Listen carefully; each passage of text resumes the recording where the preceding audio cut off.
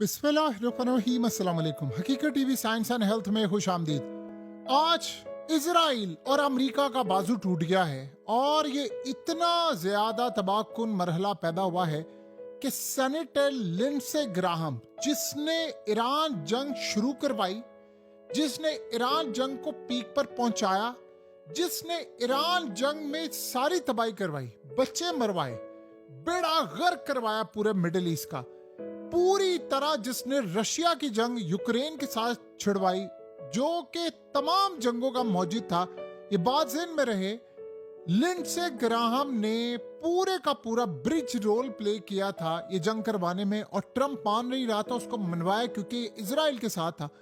आज Lindsey Graham इस दुनिया से अचानक रुखसत हो गया है और उसको कहा गया कि सडन इलनेस ही, हार्ट अटैक हो गया, ये हो गया, वो हो गया, जो भी हो गया। आज सेनेटर लिंडसे ग्राहम इस वक्त इस दुनिया में नहीं रहा। इमेजिन कीजिए जरा कि जिसने अभी रिसेंटली ये जो सीज फायर हुआ है, इस सीज फायर के अंदर इसने कहा था कि ईरान पर एटमी हमला तक भी करने की इसने बात की थी कि मार दो इनको, कुछ नहीं होता। यानी आप अंदाजा नहीं कर सकते कि वो बंदा आज इसराइल के लिए कितनी तबाहकुन सूरत हाल है, क्योंकि जब ट्रंप जब नहीं मान रहा था, तब लिंडसे ग्राहम, चाहे उसके पास कोई टेप हो या कोई चीज हो, वो गया ट्रंप के पास, उसको मनवाया जंग के लिए, उसको पूरी तरह आमादा किया। यानी आप ये समझ लें कि जो बंदा पूरी जंग को करवाने में मेन किरदार था, वो बंदा आज इस दुनिया से रुखसत हो चुका हुआ है और अमेरिका में उनकी वफात हो गई है। अब ये सूरत हाल क्या है, इसको आप जरा समझ लें। देखिए, इसराइल का एक बाजू टूट गया है अमेरिका में, ये बात ज़हन में रखिएगा। ये मेन बंदा था ट्रंप की बैक पे, जो ईरान जंग को हर हाल में, हर कीमत पे जारी रखने पर दलाइल देता था। ये कहता था ईरान एक्सिस ऑफ ईवल है, यानी बुराई का वो मरकज है जिसके होते इसराइल को सुकून की नींद नहीं आ सकती। ये मनाजिर आप देखिए। इस बंदे ने रिसेंटली पीट हेग्सेट को बुलाया और कहा कि तुम पाकिस्तान पर भरोसा कर रहे हो। पाकिस्तान जो ईरान के साथ मुज़ाकरात करवा रहा है, कहता है कि पाकिस्तान डबल गेम खेल रहा है।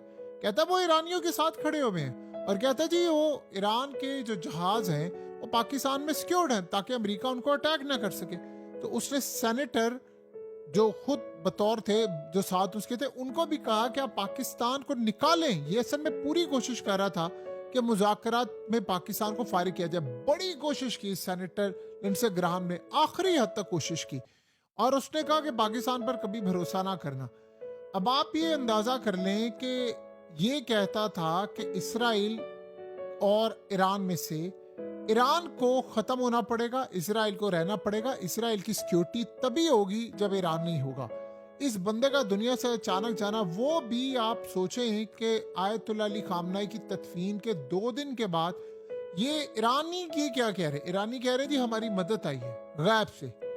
असल हैरान कुन हद तक नाकाबिले फहम बात यह है कि जो सबसे बड़ी अजीब बात है कि कल मुस्तफा खामनाई ने बयान जारी किया था कि अली खामनाई के खून का इंतकाम लेंगे, ईरानी कौम का फैसला है।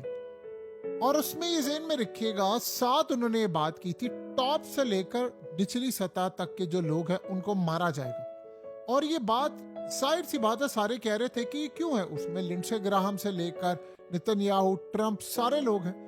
लेकिन 24 घंटे के अंदर अंदर ईरान जंग के मंसूबा साजों में से एक ही अचानक मौत की खबर आ जाती है। तो बड़ा अजीबोगरीब है। यानी ये समझ लाने वाली सूरत हाल है कि वो बंदा ठीक था, सारी चीजें थी।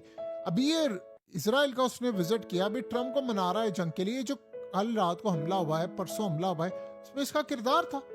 इसराइल के मफाद के लिए अमेरिका ईरान जंग जारी रखने के लिए, आप इस बंदे की अहमियत का अंदाजा यहाँ से लगा लें कि जब पाकिस्तान ने सालसी का किरदार शुरू किया था तो ये पाकिस्तान से दुश्मनी पर उतर आया था। लिंडसे ग्राहम की मौत को मामूल का वाकया मत समझे। ट्रंप ने इसके मुतालिक कहा था कि मेरा बेहतरीन दोस्त ही नहीं है बल्कि इसको मेरी मुकम्मल तायद भी हासिल है और ये हमेशा मेरे साथ अहम कामों में जदोजहद कर रहा होता है। अमेरिका का पता नहीं है कि इस मौत को वो क्या रंग देता है। अभी तो वो कह रहे हैं ना कि सडन इलनेस थी, मगर ये कंफर्म है कि अचानक मौत की वजह से अमेरिका की सिक्योरिटी एस्टैब्लिशमेंट को बहुत बड़ा धचका लगेगा। क्योंकि 2 दिन कबल मुस्तफा खामनाई जब जनाजा पूरा कंप्लीट कर रहे होते हैं, ये पूरी तरह अपने बाप का, और कल जब वो बयान देते हैं और उसके बाद करोड़ों लोग निकलते हैं, ये अचानक से उसकी मौत की खबर आ जाना, यानी ये कुछ समझ नहीं आ पा रहा है कि क्या सूरत हाल है। आप ये सोचें कि लिंडसे ग्राहम ने रशिया के मुतालिक क्या कहा था। ये जितनी रशिया पर पाबंदियां लगी है ना, रशिया का तेल नहीं बिकना था, रशिया को इंडिया को तेल नहीं बेचने दिया गया या दीगर जगहों पर, उसके पीछे इस बंदे का हाथ था। ये आप ध्यान में रखें। ये रशिया यूक्रेन जंग के अंदर, अभी ये थोड़े दिन पहले तो यूक्रेन से होकर आया है, और उसके बाद की जो सूरत हाल है, जो टैरिफ, और ये बात ध्यान में रखिए, ये जो ट्रंप ने टैरिफ का तमाशा किया था ना, उसके पीछे भी इस बंदे का हाथ था। रशिया के ऊपर जो पाबंदियां, टैरिफ, यानी आप सोच लें कहीं पर अगर ट्रंप कहता नहीं यार मैं जरा हालात को बेहतरी की जानिब लेकर जाऊंगा, तो ये बंदा बीच में आ जाता था, नहीं नहीं ये काम करने वाला, ये तो नॉर्थ कोरिया पर अटैक करने को तैयार है।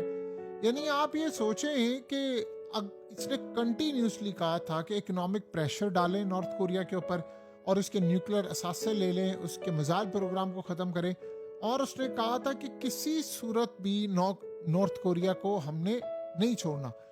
अब आप अंदाजा कर लें कि लिंडसे ग्राहम ने कहा था कि चाहे अमेरिका क्या पूरी दुनिया को जंग छेड़नी पड़े ना, ईरान से छेड़े, नेटो आए बीच में, ईरान को न्यूक्लियर ताकत नहीं बनने देना, एक चीज।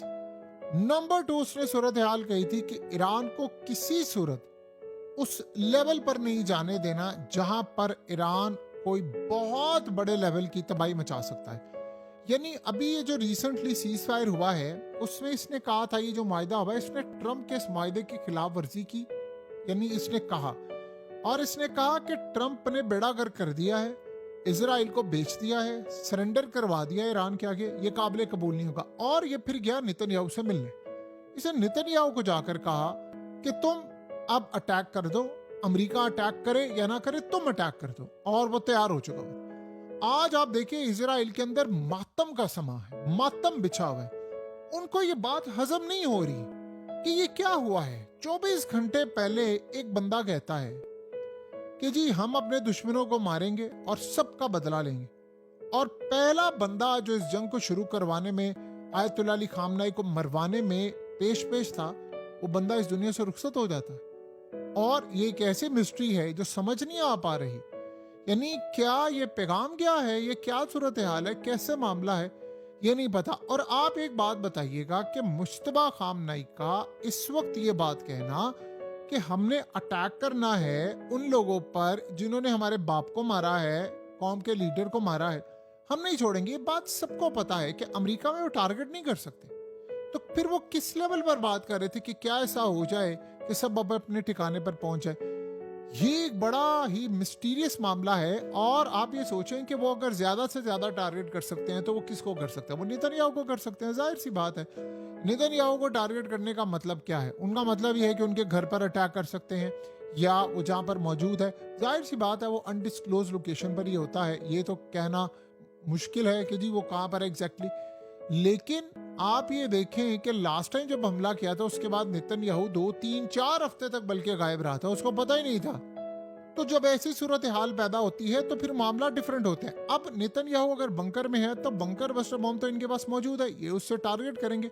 सिचुएशन कुछ भी हो, कोई भी सूरत हाल हो, आप सबके सामने है। लेकिन असल मसला क्या है, असल मसला कुछ और है, असल सूरत हाल कुछ और है। आज इसराइल का बाजू टूट गया है। लिंडसे ग्राहम जिस बंदे ने हदें क्रॉस कर दी, यानी आप ये देखेंगे ईरान के अंदर 168 बच्चे मारे गए, तो वो इसको समझता है कि डैमेज हुआ है, कोलैटरल डैमेज है, कोई ऐसी सूरत हाल नहीं। आज वो बंदा इस दुनिया से रुखसत हो चुका है।